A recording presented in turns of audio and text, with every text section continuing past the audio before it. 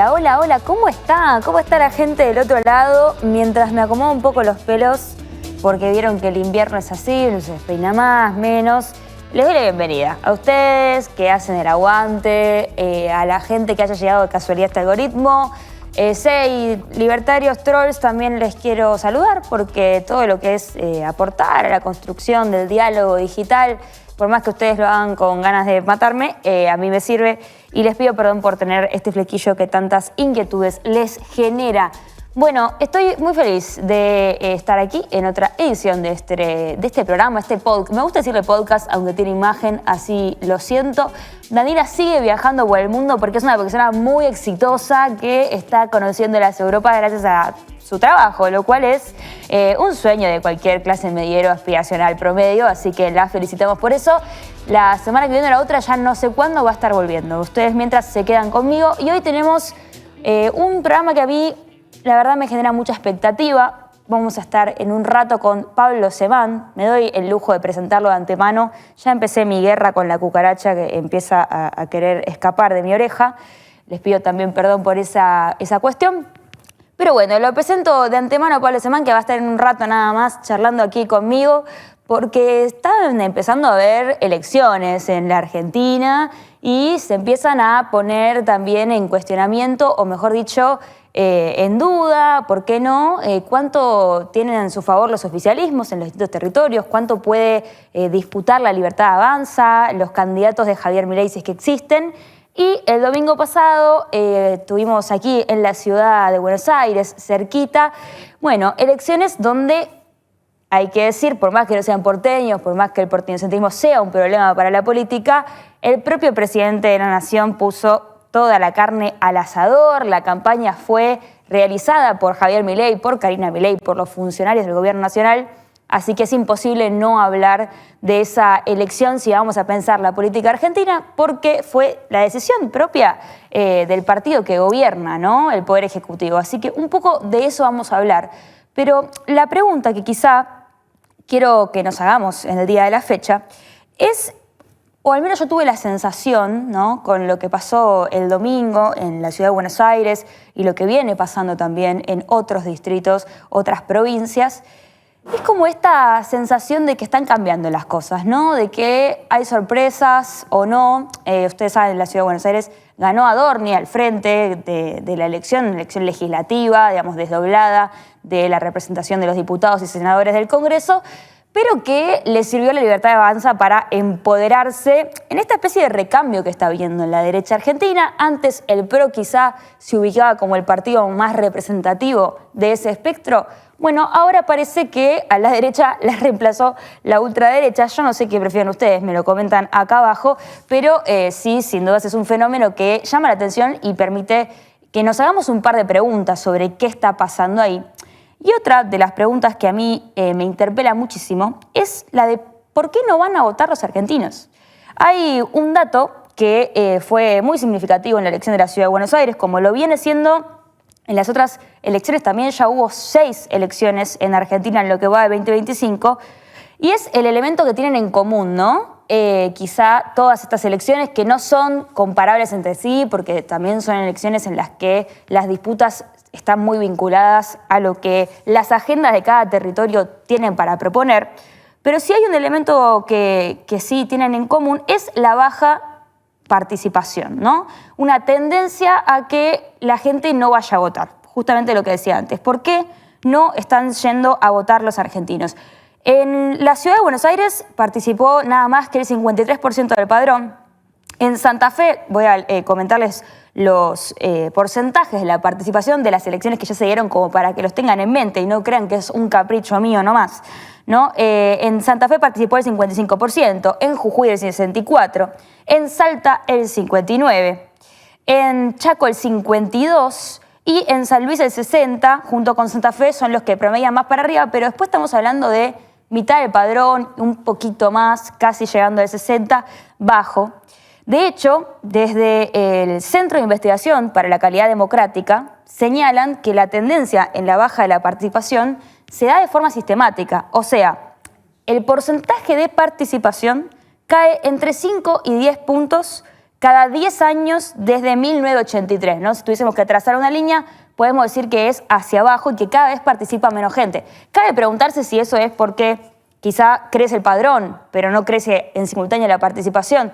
Digo, no creo que haya una respuesta para esto, pero ¿por qué estamos pensando, por qué no votan los argentinos en correlación con por qué los argentinos eligen, o muchos argentinos, no todos, pero hay un crecimiento de estos dirigentes de ultraderecha, estos partidos que representan la ultraderecha, como es la Libertad Avanza? ¿Qué es la ultraderecha? Todo eso le vamos a pedir a Pablo Sumán que nos responda, ¿eh? Yo no me voy a ocupar de eso, pero sí de pensar si la baja de la participación y el crecimiento de estos partidos que denostan las instituciones democráticas tienen una correlación, ¿no? Si las preguntas que nos hicimos en su momento para pensar por qué Milei llegó a ser elegido como presidente, nos sirven también para pensar hoy por qué la gente no está creyendo que las elecciones, que el instrumento democrático de ir a votar es un canal para, por ejemplo, demostrar su enojo, ¿no? O su inconformismo con la política.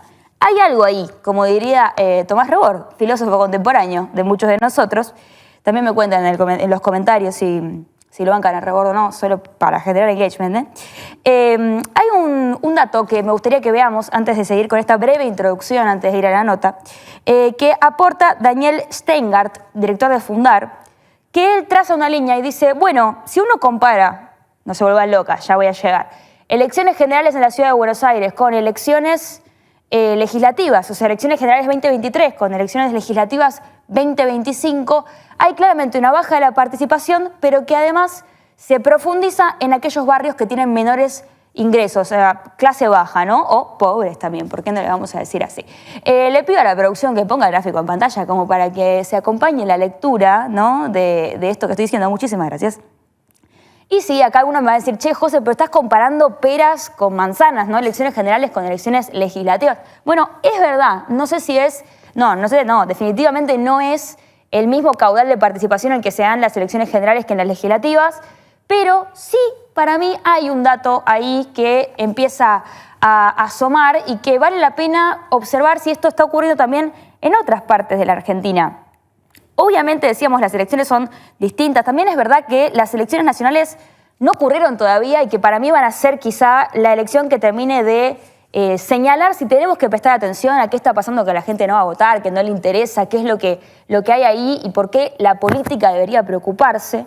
Pero yo me voy a detener en esto, porque hay un dato también que tiene que ver con que estas elecciones fueron desdobladas. O sea, la política está haciendo un usufructo de una herramienta como es el desdoblamiento electoral para beneficiarse partidariamente, ¿no? O sea, los oficialismos creen que lo mejor es desnacionalizar la discusión y para mí esto habla de alguna manera de una poca, si querés, asimilación que tiene el electorado con aquello que está votando, ¿no?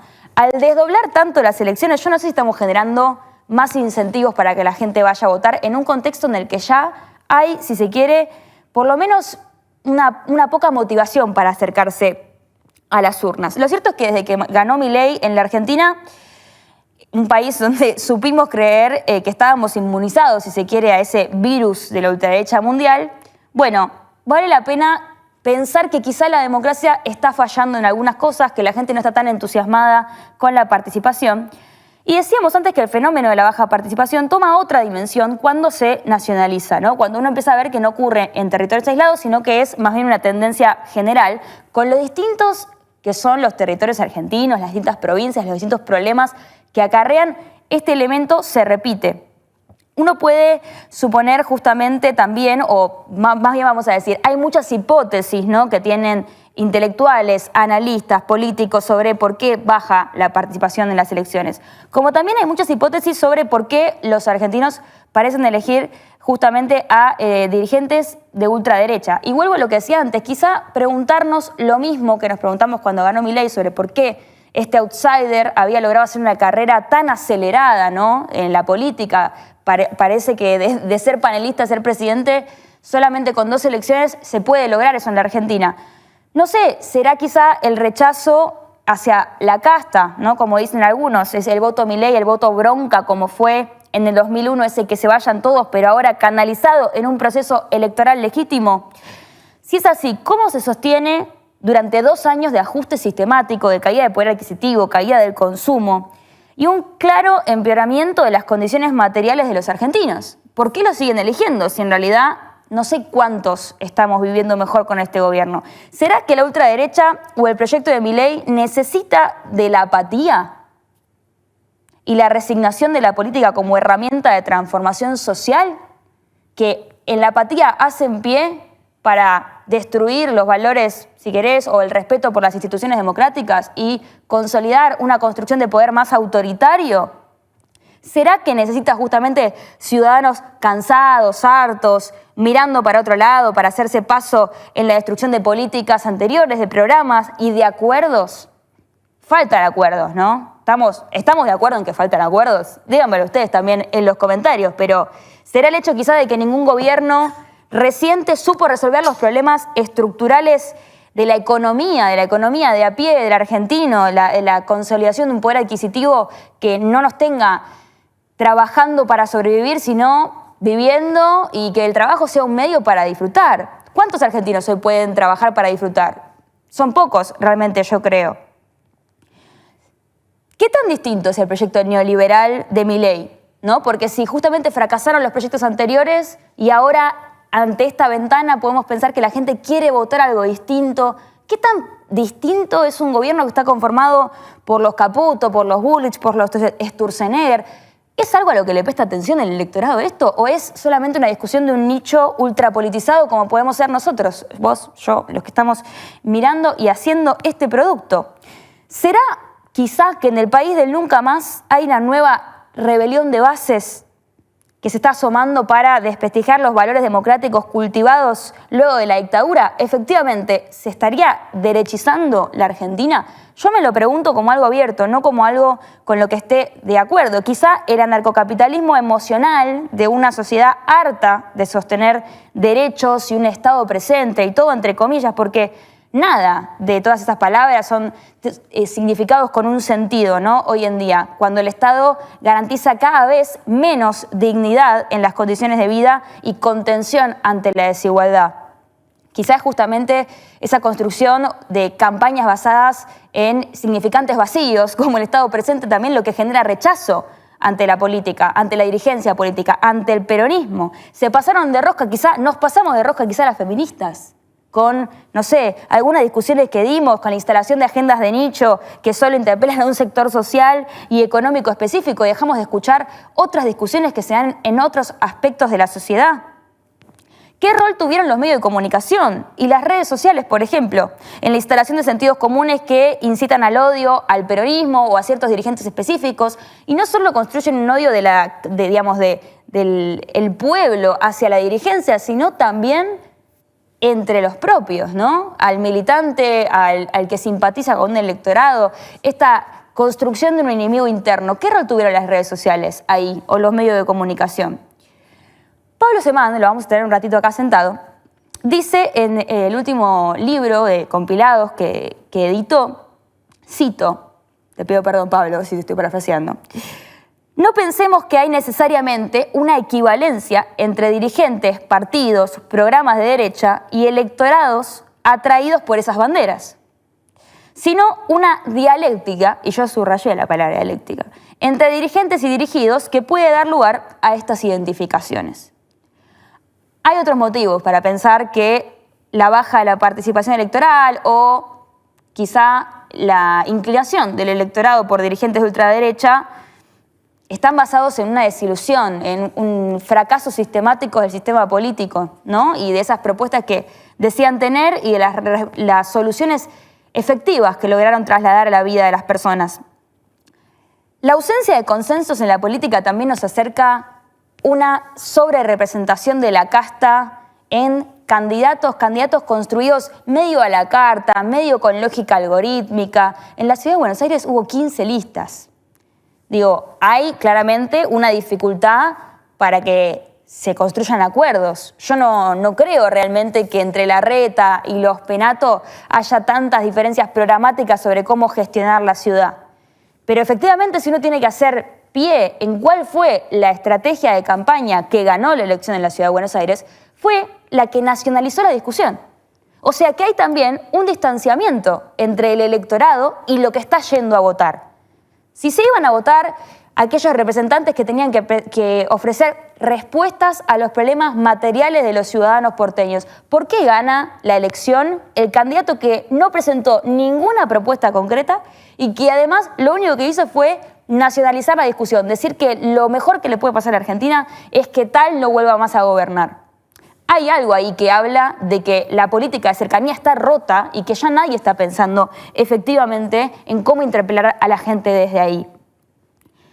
No sé si hay consenso sobre qué beneficia la democracia argentina, porque también hay quienes dicen que la fragmentación o, si querés, la diversidad de representaciones en candidatos hablan de justamente un sistema político fuerte, diverso, ¿no? Donde la ciudadanía está representada en sí misma en los distintos espacios de poder.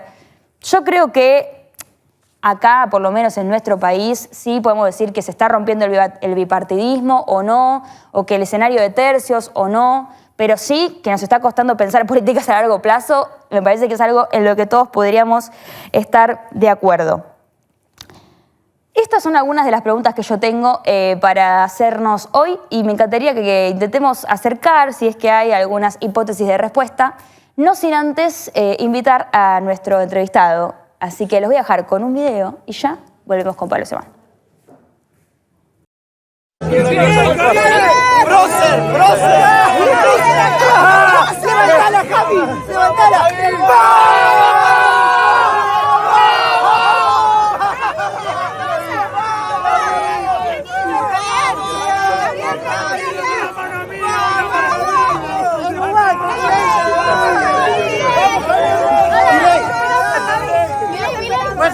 Gracias. Una foto, Milei.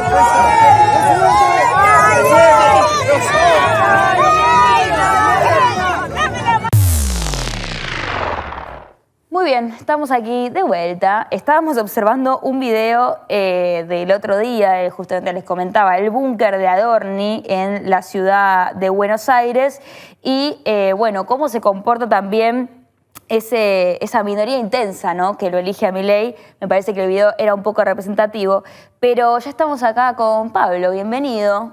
¿Cómo estás? ¿Todo bien?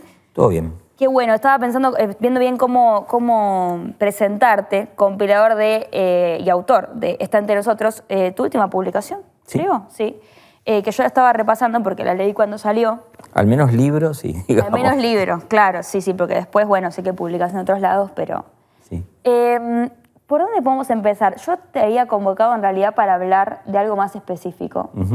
Porque la semana pasada, me parece que es un buen punto de partida, Milei denunció a 3 periodistas. No sé si ubicás. Sí. Las causas que radicaron en Comodoro Pi fueron Viviana Canosa, Pagni y Arely Jalad, por haberlo comparado o haber hecho una referencia a Milei y el nazismo. Las causas, creo que ayer hubo un fallo de la jueza en el que dijo, bueno, lo que diga Milei es de interés público, así que es difícil que se piense que se está difamando.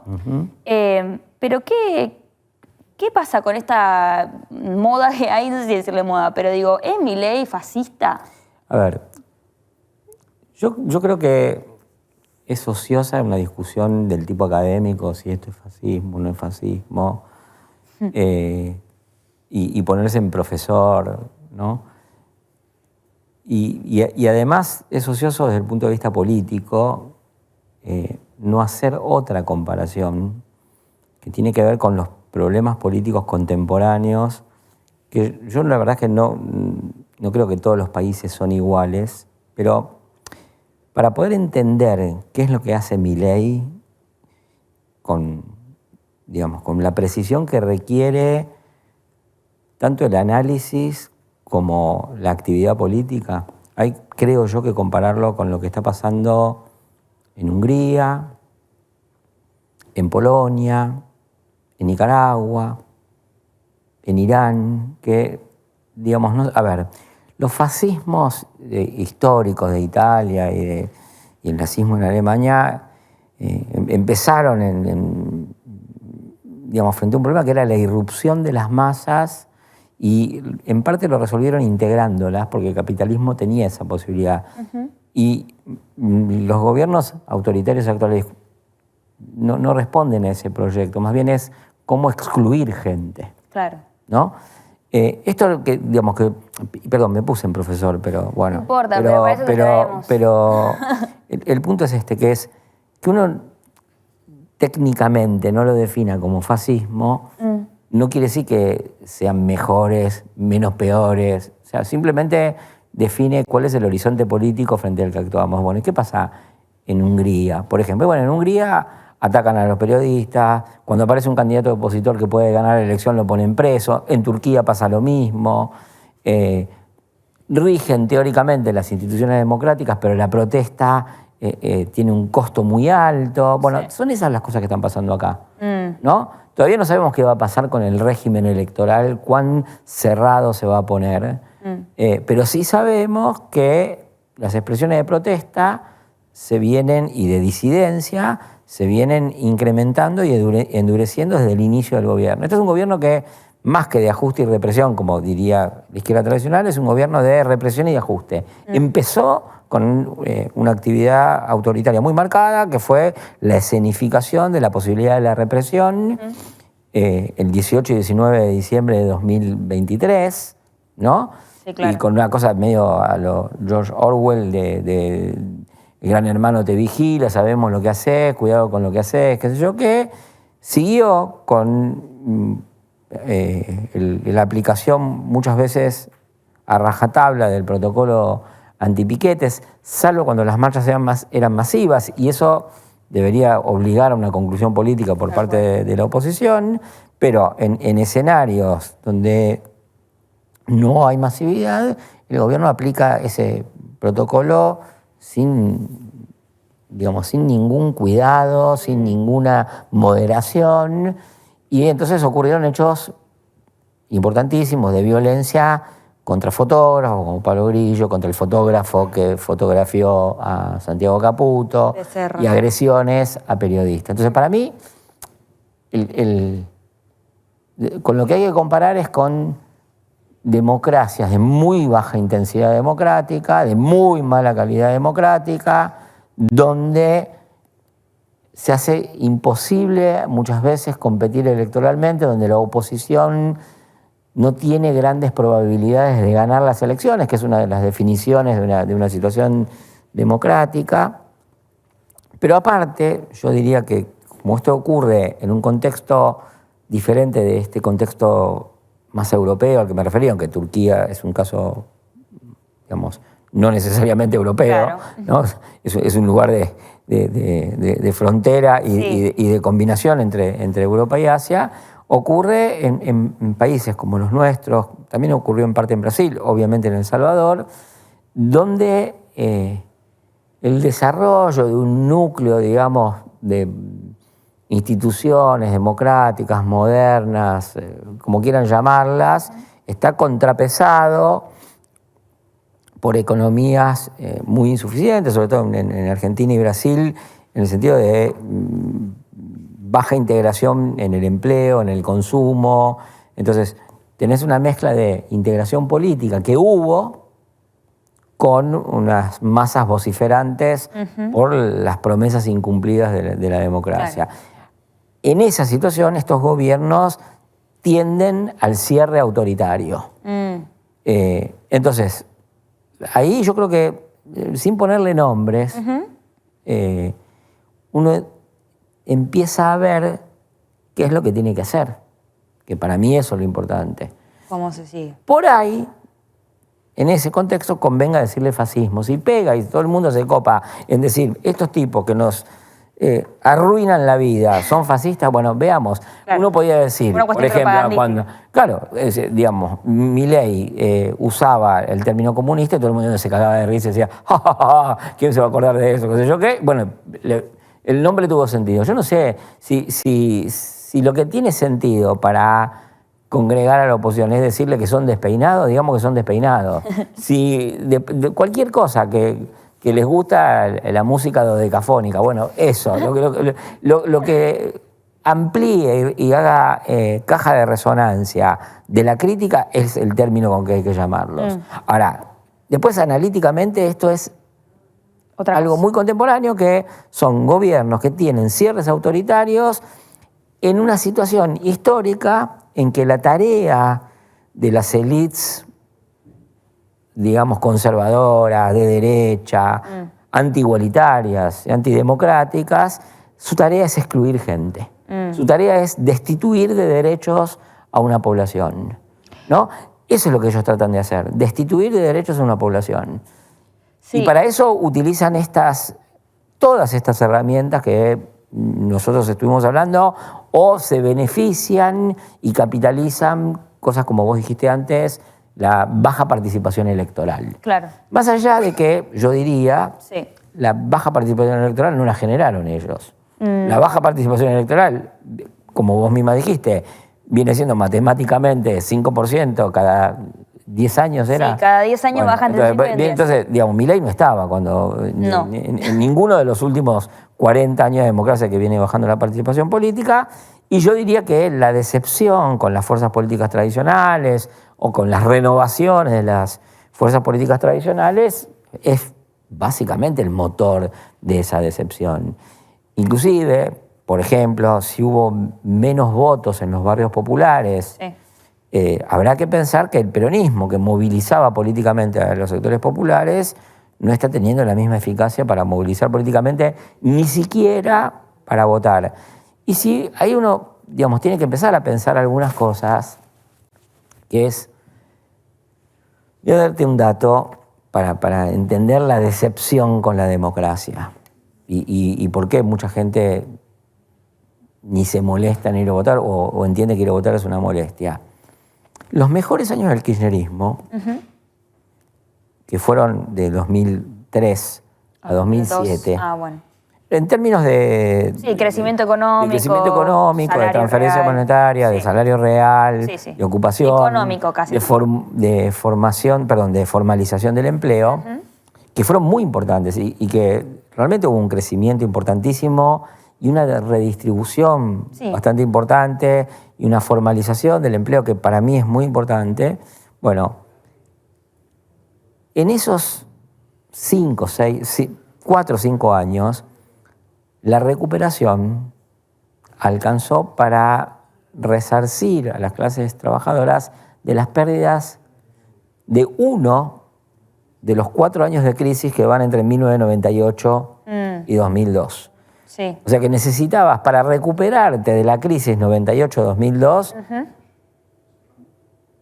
5 por 4, 20 años Sí, claro. de ese modo de crecimiento, que es difícil de sostener, por otro lado. Y eso sin contar que esa recuperación ideal no solucionaba los problemas que se generaron entre 1989 y 1998, donde el menemismo hizo una recuperación, entre comillas, muy entre comillas, claro, porque se sustituyó empleo por consumo, empleo por crédito. Entonces hubo algo que algunos sociólogos llaman movilidad social aparente o espuria. Entonces, momentánea. Claro, pero para nada sólida. Claro. ¿No? Entonces, mi punto es, desde el punto de vista de los ciudadanos, de la sociedad, sobre todo de los sectores populares, algunas cosas que les importan a esos sujetos no fueron resueltas ni siquiera cuando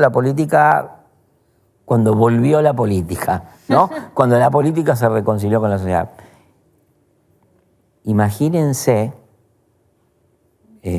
cuánto más se distanció la sociedad de la política y los sectores populares a partir de, yo diría, 2008 en adelante, donde Argentina empezó a tener una serie de problemas económicos muy importantes y una conflictividad política muy intensa, donde sí, se creció un año, a veces sí, otro no, pero digamos, donde en general lo que vemos es estancamiento, caídas, a veces derivadas de una situación internacional, a veces derivadas de una situación interna, a veces de la combinación de una y otra, pero finalmente con lo que nosotros nos encontramos es que el Producto Bruto Per Cápita se estancó o descendió. Nosotros repartimos cada vez Menos. o cada vez mal, pero lo mismo entre más personas. Sí, de ¿no? eso Entonces, con un Producto Bruto estancado, pero con cada vez más población, tenemos problemas de todo tipo, de ingresos, de empleo.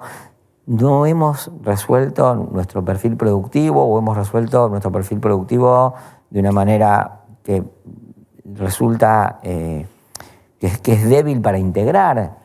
Lo cual, entonces, ese es el contexto en que crecen las derechas. Y entonces, ahí quería dialogar con algo que vos dijiste antes en el editorial, ¿no? Un poco a espaldas de la sociedad política, o sea, de la gente que hace política de izquierda, derecha, peronista, antiperonista.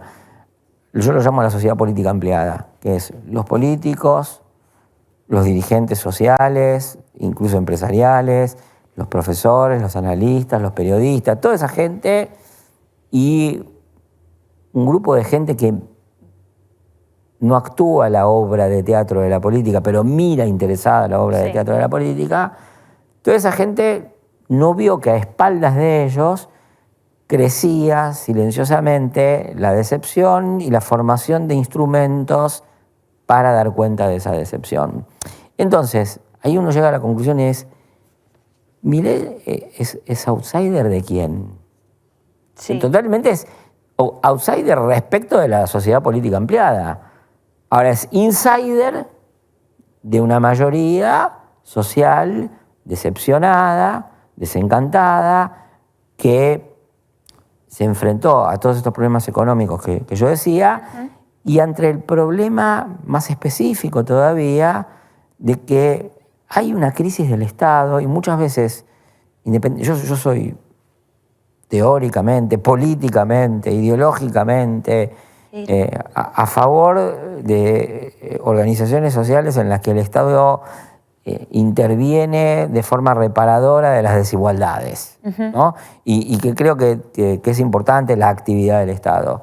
Pero digamos, mucha gente lo que sufre es ese Estado que interviene mal, que no tiene una experiencia feliz del Estado, a la que uno le dice Estado presente, y eso no solo no le significa nada, sino más bien le significa una molestia, ¿no? Sí, claro. Entonces, hay una mayoría, ¿no?, respecto de la cual Milei no es outsider. Claro. ¿No? Los ubicados somos los otros. Exactamente. Por eso a mí hay toda una serie de términos que yo los convoco a desconfiar. Bien. ¿No? Disruptivo. Bueno, disruptivos somos nosotros. Pero sí fue muy acelerada su aparición política. Más o menos. A ver. Más o menos. A ver. No, porque, digamos, a ver, hay síntomas que uno venía viendo. Por ejemplo, sí, todos los macro la participación venía decayendo. Sí, claro. 1. 2.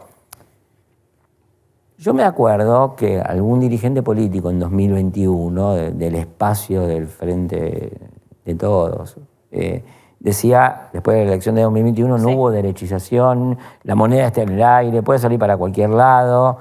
Sí, nos creíamos inmunes, ¿no? Claro, y la verdad es que no, o sea, el corrimiento programático en una dirección contraria al Estado, contraria a la igualdad, contraria a la participación política democrática, venía desde antes. O nos olvidamos que en 2015 ganó la elección Macri, ¿no? Porque a mí me parece que también hay una cosa que es, los mismos que se equivocaron diciendo, Macri basura, vos sos la dictadura, ahora parece que es la primera vez que gana la derecha una elección. ¿No? Es realmente de locos. Y además, yo aprovecho porque vos sos muy joven, creo yo. Muy joven, sí. Y entonces, hay dirigentes políticos que se aprovechan de que la politización se da en la politización que lo favorece, se da entre jóvenes a los que se les puede inventar un pasado, ¿no? Sin dar cuenta de lo que uno hizo en el pasado. Porque ya 2015 queda demasiado lejos. Pero, o sea, en 2015 ganó Macri. Yo no creo que fuera la dictadura, pero creo que era un político de derecha. Entonces, o sea, ¿no ganó Macri? Sí, ganó Macri. Ya, bueno, un antecedente tenías ahí. Otro antecedente. Massa ganó en 2013 con un programa que contradecía al kirchnerismo gobernando desde, digamos, la derecha. Y también había ocurrido eso en 2009. Y además... Pero la derecha siempre estuvo representada. Claro. Menem también, Bueno, liberal y claro. conservador en un montón de aspectos. Entonces, todo eso hay que ponerlo en la cuenta. Y además hay que poner en la cuenta el corrimiento programático de los dirigentes Claro. y de las mayorías. Y entonces ahí uno empieza a ver que eso tiene raíces. También hay que ver que la emergencia de Milei, con ideas que radicalizan ese programa, empezó en 2014, no empezó en 2019 ni en 2023. Lo que pasa es que hay mucha gente que está totalmente obsesionada con que las redes sociales son lo único que hay en la realidad. Vos decís Entonces, que hay un sesgo ahí de pero los total, ultrapolitizados o sea, también. Sí, los ultrapolitizados hacen sociología otaku de gente que creen que es otaku. Entonces, pasamos de decir que, bueno, una cosa es la calle, otra es las redes, a decir que es híbrida y a decir que es solo las redes. Entonces, hay gente que cree que lo que se dice en las redes es lo único que se dice y que la relación que la gente tiene con lo que se dice en las redes es la misma que tengo yo, politizado intenso, que me la paso viendo las redes y tratando de responder a cada cosa que se plantea y teniendo pálpitos sobre todo. Bueno, la gente ve las redes, hace otras cosas y Milei llega a las redes después de un proceso muy intenso de exposición en los medios de comunicación tradicionales. Sí, claro. También hay otra cosa que es, en general, quienes autonomizan las redes del resto de la experiencia humana, se olvidan que hay una integración de los sistemas de producción de sentido, ¿no? Entonces, por ejemplo, yo veo decenas que me han consultado de políticos que quieren ser disruptivos en Twitter. Y entonces los tipos van y quieren decir, no sé, tal equipo de fútbol no juega bien cuando todo el mundo dice que... No, bueno, pero no, o sea, disruptiva... Claro, como que quieren generar conflicto, polarizar. No sé, disruptivo es tu hermano bailando arriba de los parlantes. Sí. O sea, lo que estás diciendo es una desubicación total y crees que por hacerte el desubicado vas a sumar. Milei, insisto, sumó seguidores, no porque tuvo una política para Twitter, sino porque tenía una política para un público muy importante que después repercutía en Twitter. Lo cual no quiere decir que las redes sociales no sean importantes y todo eso. Pero, insisto, y te doy otro ejemplo. Si vos venís de 12 años de estancamiento, si la inflación se duplica a cada mandato, si tenés problemas de empleo, te van a criticar y va a ser efectiva la crítica, aunque la gente se comunique con ese juego infantil que teníamos los niños los viejos cuando éramos niños, que eran latitas con una cuerda, ¿no? O con carteles, no importa.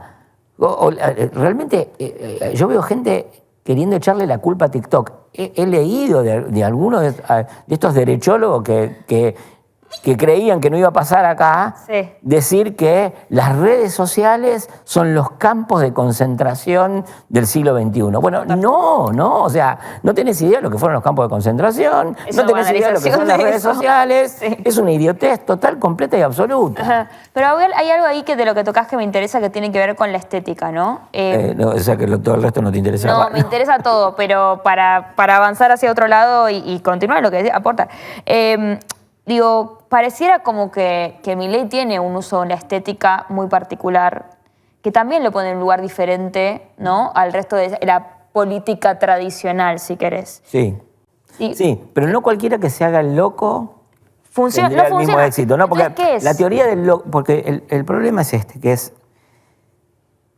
el cansancio y la ira que se generaron a lo largo de los últimos 40 años de democracia y sus democracias y sus promesas incumplidas, y sobre todo en los últimos 20 años, donde está más o menos el mismo personal político, el mismo padrón electoral que se va renovando, pero asiste a la misma obra de teatro todo el tiempo, generó dos cosas, una bronca y una idea. Mi amigo Martín Rodríguez dice, Milei es el loco y la idea, no es solo la locura o solo la idea. Y uno ve que hay dirigentes políticos del espacio nacional y popular que creen que haciéndose el loco van a lograr algo. No, porque es el loco y la idea. No era Eso es un poco esta idea de que en 2021 no había habido derechización. Sí. No, sí, hubo en 2021 y venía de antes y no había ninguna moneda en el aire. ¿No? Sí. Ahora, inclusive pero esto hay que remarcarlo, ¿viste? Porque si no, nadie se hace cargo ni de lo que dijo, ni de lo que hizo, ni de lo que propone hacia adelante. Los mismos que decían que no había derechización, ahora vienen a enseñarnos ¿Cómo se que combate? estaban dadas todas las razones desde hace muchísimo tiempo y que ellos siempre las supieron, pero no se olvidaron de avisarnos. Claro, yo la vi, pero no les dije nada. Pero no la vieron, no la estaban viendo, dijeron que no pasaba lo que después dijeron que sí estaba pasando. Entonces, Igual hay algo que no me estás respondiendo, Pablo, que es... voy a comer un pedazo de queso. Comé lo que quieras y yo te hago una pregunta, si quieres un poco larga, si masticás y tragas. Que lo que no me estás respondiendo es por qué este inconformismo que vos decís, Milei no llegó ni tan de la nada, ni fue tan rápido su proceso, sino que responde a esto, casi a una cuestión por goteo que se va dando de insatisfacción del electorado con la política argentina, por todos los motivos que diste. Pero ¿por qué es hacia la derecha? Bueno, porque la última camada de insatisfacciones fue provista por una gobernanza progresista. Entonces, era obvio que si vos proponías una gobernanza progresista te iban a correr por derecha. Claro. Y además, porque también era obvio quiénes eran los actores y qué iban a proponer. Entonces, no era una moneda en el aire. No es que, a ver, el kirchnerismo no perdió las elecciones por no hacer la reforma agraria, ¿no? No, yo creo que no. Tuvo que ver más con lo de poner de candidato al ministro de Economía que no. Bueno, por ejemplo, por ejemplo, ¿no? Hay un montón de razones, pero... Sí, obviamente. Pero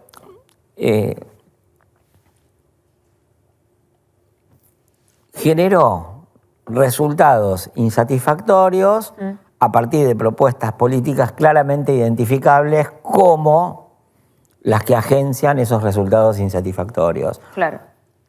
El problema, que hasta ahí sería, qué sé yo, la dinámica de la alternancia política. Durante un periodo muy largo hay una gobernanza, digamos, progresista. Yo, entre igualitario, progresista, izquierda, prefiero decir una gobernanza igualitaria y democrática, y creo que eso más o menos ha sido todo el tiempo el peronismo. Sí. Pero el problema es que quienes se oponen a esa forma de gobernanza muchas veces juegan al límite y contradicen fuertemente, y muchas veces lo hacen aprovechando otros recursos políticos que esos grupos tienen. Y aquí también hay una reflexión para hacer. Hablamos de la polarización como se habla de la polarización en Alemania, donde efectivamente hubo 60 años de despolarización después de la caída del nazismo. Sí. Bueno, nosotros no es así. A ver, tuvimos el bombardeo del 55, tuvimos 30.000 desaparecidos. Civilización y barbarie. Claro, entonces, nuestros orígenes autoritarios, aunque no sean los millones de muertos de la Guerra Mundial, ni sean los del nazismo, están mucho más próximos, sí, claro, con esas élites autoritarias muy presentes a través de su descendencia en la política del presente. Bueno, entonces esa estructura histórica, que es una estructura que tiene recursos, capacidad de movilizar interpretaciones, capacidad de construir sujetos políticos, se fue perfeccionando. La derecha fue construyendo alternativas electorales cada vez más masivas. El programa antiigualitario y bastante autoritario se rehabilitó a nivel de masas, a nivel de espacio político, con Menem. Sí, claro. ¿No? Entonces, en la generación o en el nacimiento de lo que termina siendo el mileísmo, se anudan los viejos partidarios de la convertibilidad, los que fueron quedando. Claro, los menemistas, ¿no? Con Villarruel. Las generaciones que asistieron a la generación de nuevos problemas o de no soluciones a viejos problemas a partir de 2008. Entonces confluyen dos contingentes, Claro. unos CNN que y los jóvenes. que de antes eran de derecha, es decir, desde mi punto de vista, Sí. antiigualitarios Sí. y antidemocráticos, con nuevas generaciones que en la lógica política obviamente se iban a poner del lado antidemocrático y antiigualitario, siendo que la gobernanza intentaba hacerlo. Yo diría que era casi lógico que ocurriese eso. ¿Vos la veías venir? Mira, a ver, yo no quiero jugar de Cassandra, ¿viste? Ya lo dijiste y ahora ya está, lo vas a hacer. No, pero a ver, yo escribí en 2012 Sí. para hacer públicas mis diferencias con la forma de politización que Sí, claro. planteaba el kirchnerismo. No lo dije ni en 2019, ni en 2021, ni en 2015. Lo dije en 2012, que es toda esta política de confrontar y polarizar diagonalmente y o sos vos o soy yo, Sí. va a llevar, y eso fue textual, yo lo escribí en página 12, en un artículo llamado Un sujeto en plan de nacer, al triunfo del Frente Amplio de la Libertad. No tenía el nombre del partido, pero tenía el motivo del partido. Sí, y claro. entendía yo que la libertad iba a ser un motivo convocante porque convocaba cuestiones de mercado, con cuestiones políticas, con cuestiones de demandas ignoradas que se empezaban a ignorar. Pero vos decís ¿no? que esa... Entonces, digo, venía desde antes. ¿Sí? Venía y venían aunándose contingentes electorales del pasado, del menemismo, con contingentes electorales emergentes. Déjame que agregue un dato que todos tendríamos que recordar. por supuesto. En 2003, Néstor Kirchner salió segundo en la elección. El que la ganó fue Menem. Y si uno sumaba, después del fracaso tremendo de la convertibilidad, porque fue un fracaso tremendo, si uno sumaba los votos de Menem, los de López Murphy y en parte los de algunos otros actores, se encontraba con que la idea de necesitamos continuar por aquel camino que fracasó, la sostenía mínimo un 42-43% de la población. Sí, claro. En el 2007, que fue la peor elección de la oposición Sí. al kirchnerismo, Sí, claro. salvo la de 2011, donde Macri se retira de la elección, Sí. pero en el 2007, que fue una elección muy mala para la entonces oposición, y el kirchnerismo, que estaba evaluado como uno de los mejores gobiernos de la historia de la democracia, Kirchner se retira con una imagen positiva enorme, el kirchnerismo pierde los grandes centros urbanos.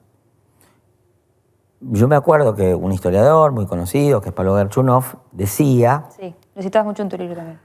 que mientras la oposición lloraba su derrota, Néstor Kirchner seguramente se habría levantado muy preocupado en el lunes siguiente a la elección de 2007 porque veía el problema de cómo articular la continuidad de ese proyecto. Y yo creo que sí. Todo eso muestra que las raíces históricas del proyecto antidemocrático y antiigualitario vienen de lejos y nunca estuvieron tan debilitadas como nosotros suponemos. Claro. Sí, es como una especie de falsa ilusión. Claro, entonces no había derecho a decir la moneda está en el aire, esto no va a pasar. ¡Oh, qué sorpresa! La derecha en Argentina. A ver, yo entiendo que militantes, jóvenes, que se acercaron a la política con entusiasmo, que fueron primero espectadores y después activos protagonistas, tienen ese derecho. Lo que yo no creo que es que gente de más de 50 años que es activa en política desde los 90 y que vio que se perdieron elecciones como la de 2009, la de 2013 y la de 2015, tenga derecho a decir que está sorprendida. O sea, básicamente lo que me estás diciendo es vos sos muy chiquita, pero esta es la historia de la Argentina. No, lo que estoy diciendo es que hay gente grande que está bastante grandecita ya y se hace la chiquita. Se hace claro. Bueno, también para vender libros, Pablo. Hay que vender libros. No, o sea, mira, vas a romper tus anteojos y me daría muchísimo pena. El libro se vende solo. Claro. Además porque el libro no habla de la historia previa. No digo el tuyo, digo los otros. No, yo creo que los otros no, tampoco, o sea, no me importan los análisis errados, en tanto análisis errados y criticar a otros autores. No, ese no es el punto. Para mí el punto es político. Para mí el punto es político. Pensar en clave de futuro, porque vos me hablás y yo me deprimo un poco. Te lo tengo que decir. Pero no porque, perdón, no te quiero cargar con una culpa. A mí me parece que es muy importante muchos de los ejes de los que vos planteás y que hay una originalidad también en tu relato y en tus argumentos. Pero si hay que pensar en clave de futuro, me cuesta pensar en qué hacemos pie. ¿En qué se hace pie la política? Para no perder la calidad democrática. Que para mí hay dos problemas ahí a encarar. Y como supongo que este es un público politizado de jóvenes que se incorporaron a la política en los últimos 15 años, supongamos. Como yo soy viejo, y tiene una ventaja ser viejo, y como presencié la política, por razones que no vienen al caso, desde los años 70, sí, aunque no milité en esa época, la presencié desde los años 60, para mí fue absolutamente excepcional que gente que compartía mi sensibilidad política estuviera en el gobierno. Claro. Y siempre entendí que la política se puede hacer desde cualquier lugar. La primera cuestión es, una cosa es ser el débil en una relación de fuerzas y otra cosa es no tener iniciativa o ser pasivo. Entonces, primera cuestión es, siempre hay algo que hacer. Siempre hay algo que hacer. Bien. Que uno no pueda ganar las elecciones mañana y ponerse a hacer políticas públicas al día siguiente. Bueno, eso, qué sé yo, no debería ser motivo de desazón. No, a mí me preocupa más el odio, te digo honestamente. Y en segundo lugar, después está la cuestión de los proyectos de futuro. Sí. A mí tiende a parecerme que por defender el legado, la experiencia, lo que hubo, que tuvo cosas buenas, se invirtió tanta energía en eso que se olvidó pensar, proponer el futuro. Y yo entiendo que el futuro es bastante incierto en general, siempre, por eso el futuro. Sí. Y además, yo creo que a la derecha o a las formaciones antidemocráticas y antiigualitarias se les regaló la palabra de libertad, se les regaló la palabra futuro. Es como que ciertas innovaciones tecnológicas que están asociadas al futuro, nadie puede pensarlas como dispositivos de mejora de la vida colectiva y de la articulación de una propuesta democrática e igualitaria. ¿Sos más aceleracionista en ese sentido? No soy tecnófobo, bien, digamos. Perfecto. No sé si sería aceleracionista o aceleracionista de izquierda. Entiendo que hay aceleracionistas de izquierda y de derecha, pero en todo caso pienso que ciertas transformaciones históricas que están asociadas al cambio del paradigma tecnológico tienen peso. No sé si son estrictamente inevitables, pero tienen peso y tienen peso en la posibilidad de imaginar un futuro y en general desde este lado de la cancha se ha obviado la posibilidad de pensar el futuro siendo ese el panorama. Entonces, finalmente lo que empiezan a predominar son propuestas de tecnofilia, de privilegio de la solución tecnológica que están identificadas con la derecha en ese marco político más amplio del que hablé, que es hay una mentalidad antidemocrática, antiigualitaria que viene desde hace largo plazo creciendo y que tuvo en los motivos, en los fracasos de la gobernanza democrática e igualitaria, muchos motivos o mucho aliciente o mucho caldo de cultivo para crecer.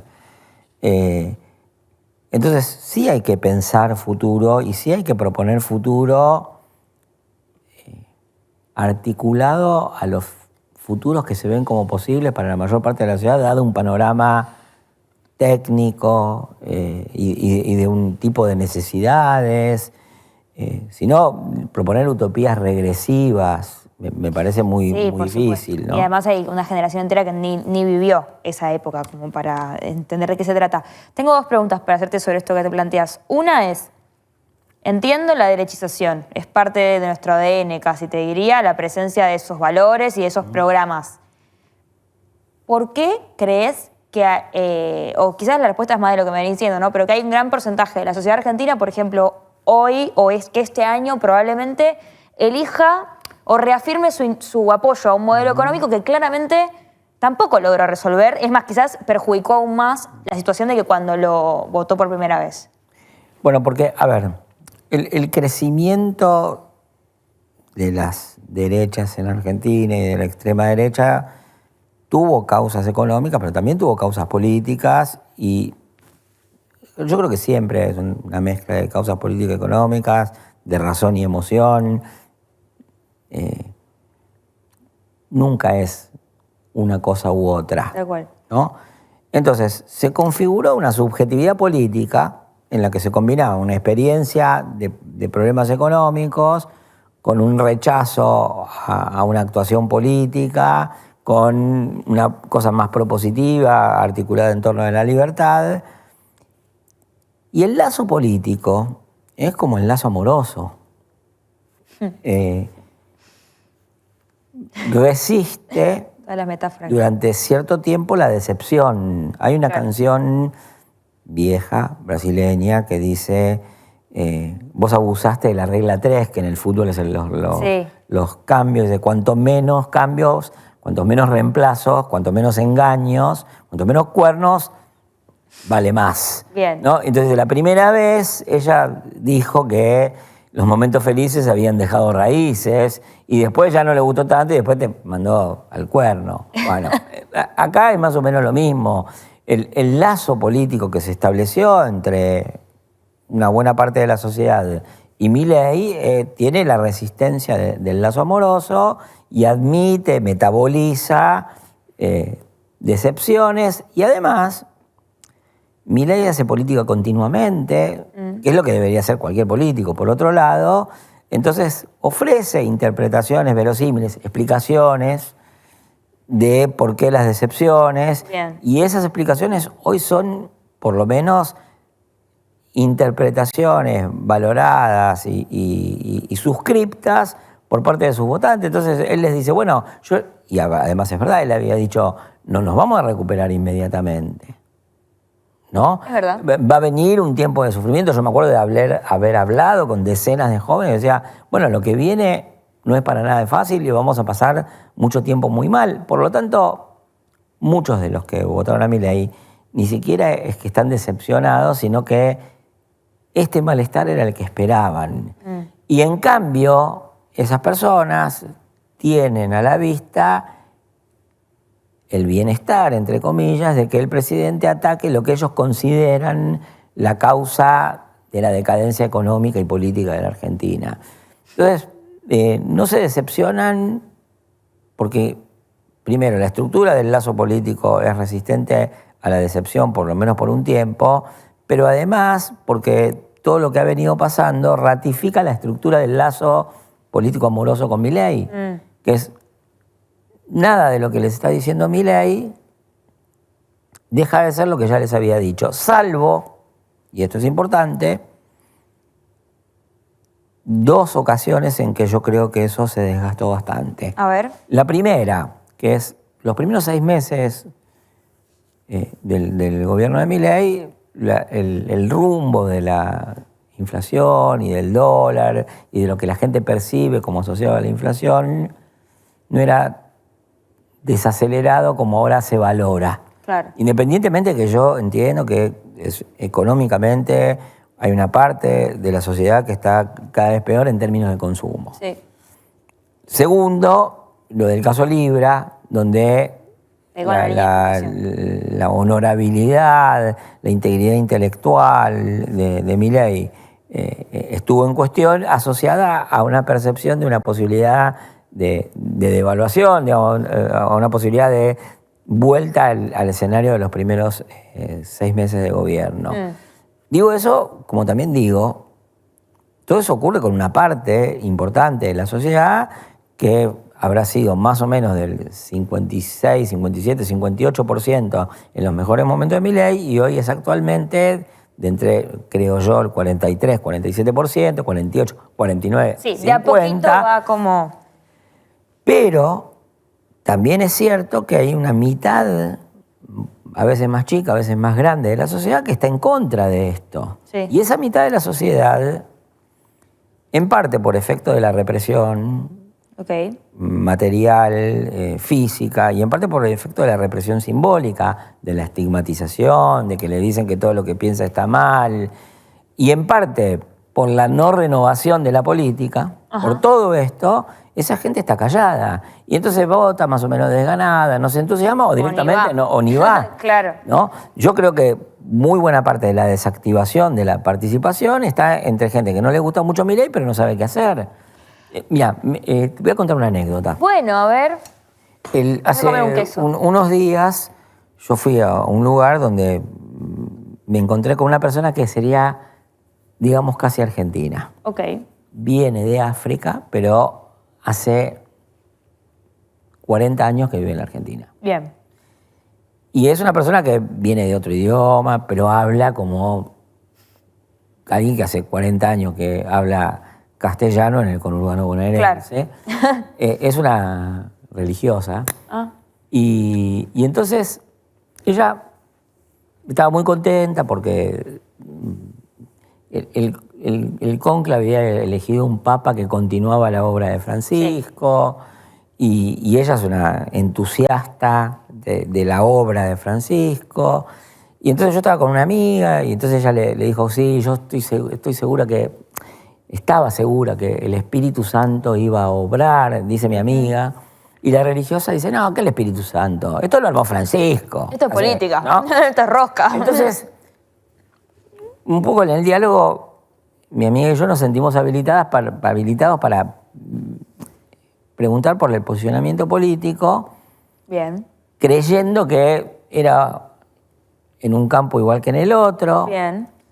Y entonces le preguntamos si ella adhería a la oposición, sobre todo al peronismo no renovado, digamos. Ajá. Y ella hizo una cara... De desagrado. De desagrado infantil, como quien dice, guácala. Claro. ¿No? Como en el Chavo del Ocho. No, caca. Claro, claro. No era antiperonismo. No. Era repudio del pasado, era asco. Y te digo esto porque yo vengo haciendo entrevistas sobre estos temas específicamente hace 10 años y analicé, además de los que yo hice, que son entrevistas grupales, pero que no son focus, qué sé yo, sí. Analicé porque me encargaron, me pidieron focus de otros lugares y la relación con Milei es entre el asco a la oposición y el terror a Milei. Claro. Y, sin embargo, una parte de esa oposición muda muchas veces tiene su propio asco a la oposición política, la oposición social, aun cuando tenga miedo de Milei. Entonces, hay que ver, yo creo que desde el punto de vista opositor, de los opositores no saben el asco que causan algunos. Claro. No digo en toda la oposición social, pero en una parte de la oposición social a la que necesitan para formar una mayoría. Entonces, la continuidad del lazo político de Milei también se alimenta de eso. Hay una parte que está convencida, que lo sigue, y hay otra parte que es simplemente reactiva del pasado, y con ver que el pasado está lejos, se conforma. Sí. Y eso hay que tenerlo en cuenta. Yo creo que la única salida para eso tiene que ver con la renovación. Para arriba. Claro, porque para que esa gente que no vota vuelva a votar, para que la gente que vota con poca expectativa vote con más expectativa, tiene que haber renovación. Yo ahí, o sea, y quizás es muy... De figuras, de repertorios y de ideas. Te banco, y creo que sí, me encantaría ver algo nuevo también, generacionalmente lo digo, pero ¿no te parece que es muy difícil construir algo que sea diferente y sobre todo que cambie la realidad argentina de forma estructural cuando tenemos muchos más años de proyectos neoliberales, Bueno, concentración a ver, de la riqueza? me parece difícil que cambie pasado mañana. Bueno, No me parece difícil generar una alternativa de cambio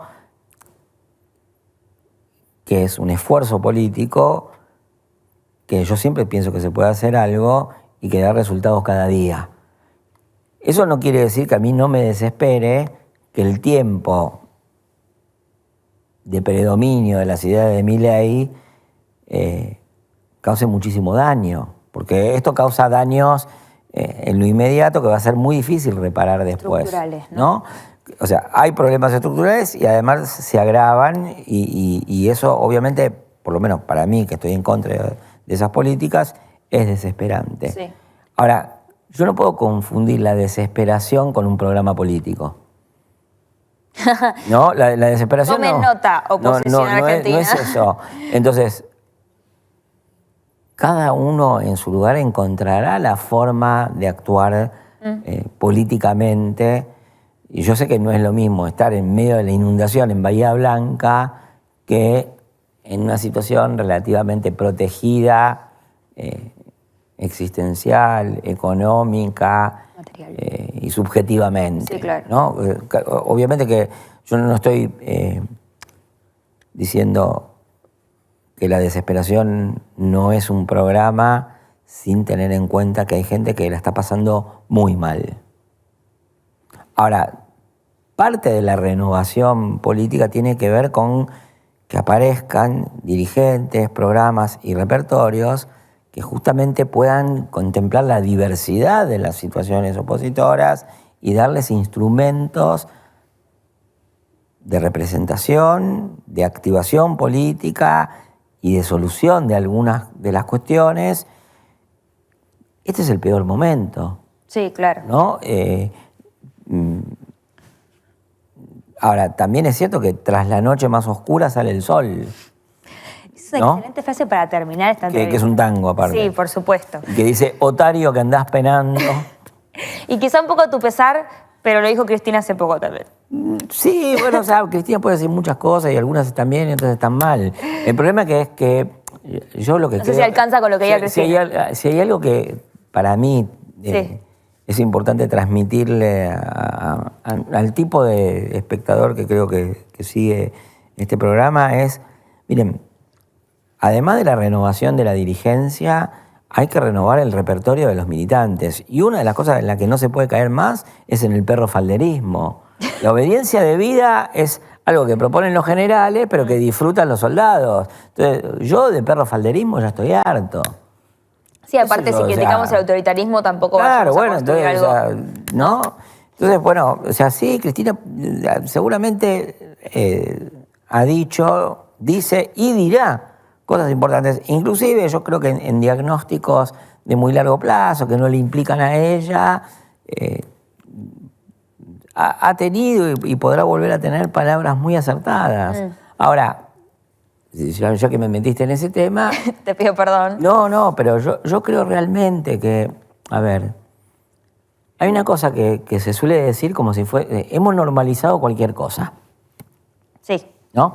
Entonces, una de las cosas que se ha normalizado es decir, bueno, pero acá es así, ¿no? Como, o sea, vos podés decir, no, mira, en España con el franquismo, en China con el comunismo, el Partido Laborista Británico, el Partido Comunista de Vietnam, no sé, hay el Partido de Revolución Institucional, un montón de formaciones políticas autoritarias y democráticas, de izquierda y de derecha, que han renovado sus cuadros y han sabido atravesar procesos de sucesión. Sí, claro. ¿No? Entonces viene uno y dice, no, pero en Argentina no, porque son todos que creen que además que hablando así como carreros se parecen al pueblo, ¿no? Insultan al pueblo.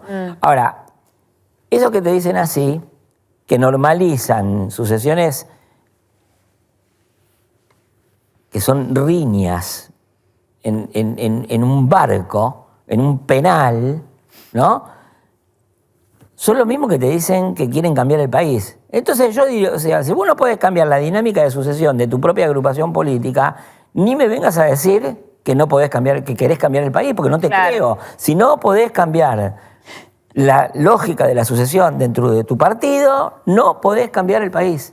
Entonces no es una tarea tan imposible. No podemos esperar a que se compartan los peces y los panes y llegar a un mundo, como dice la Biblia, sin llanto y sin dolor, para después cambiar la lógica de la sucesión en el peronismo. No creo además que sea tan dura la lógica de la sucesión en el peronismo, o por lo menos creo que es una tarea, lógicamente, menos difícil que cambiar la Argentina.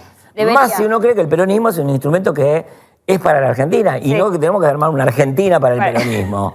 ¿No? Entonces, igual la Argentina es bastante antiperonista. Está bien.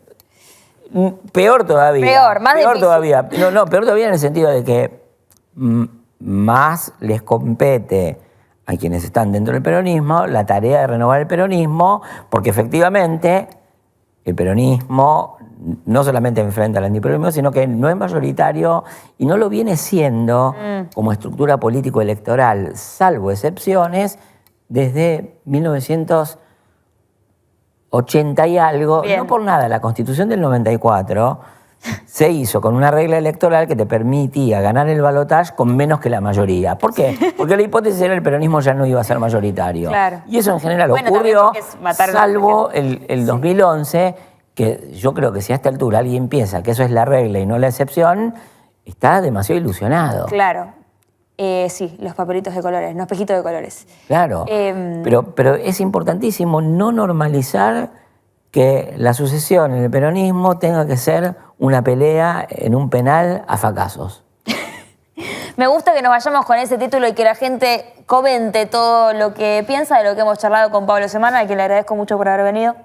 Muchísimas gracias. ¿La pasaste bien? Muy bien. ¿Qué me va a decir? No están las cámaras. No, o sea, mira, pues, creo que si hay algo que los pocos que me conocen saben es que soy frontal. Bien. Y que puedo decir, ¿para qué me invitan si saben cómo me pongo? Sí, claro, así bien. que, digamos, Yo te contá escuché, con ¿no? la honestidad Bien, perfecto. de mi Perfecto. realidad. Excelente. Muchas gracias entonces por haber venido, Pablo Semán. Gracias a ustedes por haberse quedado hasta este último minuto en esta discusión que es larga, compleja. Son varias discusiones también. Quiero leerlos en los comentarios y nos reencontramos la semana que viene, miércoles 22 horas. Ustedes ya saben, nos siguen en @vibrabonaerense y a mí, bueno, mis redes sociales que ya las conocen. Adiós.